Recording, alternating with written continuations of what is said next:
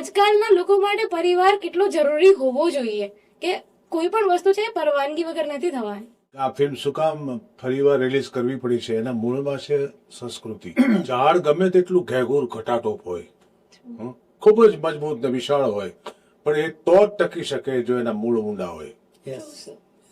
સવાલ મૂળનો છે, અને મૂળ તો જ ટકી શકે જો એની માટી છે એને પકડી શકે. જે સંસ્કૃતિ, જેની સંસ્કૃતિ મજબૂત હોય, જે સંસ્કૃતિ સાથે આપણા પોતાના પરિવારના મૂળિયા ઊંડા હોય, તો પરિવાર ટકી શકે. બાકી ઝાડ જો મૂળ મજબૂત નહીં હોય તો થોડોક પવન આવશે તો પડી જશે. એમ આપણી સંસ્કૃતિ છે ને એનું જે મેઇન સેન્ટર છે, એપિક સેન્ટર જેને કહેવાય, અથવા તો નાભી કહેવાય, તો એ છે લગ્ન. તો લગ્ન સંસ્થા છે ને એ જેટલી મજબૂત હશે જે સમાજની, એ સમાજ ટકશે.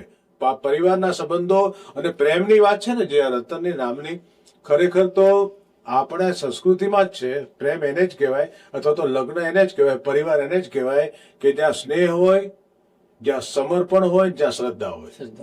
આ ત્રણ બાબત એવી છે જે જીવનને ટકાવે, સમાજને ટકાવે, પરિવારને ટકાવે, સંસ્કૃતિને ટકાવે. એ બધું આ ફિલ્મમાં છે.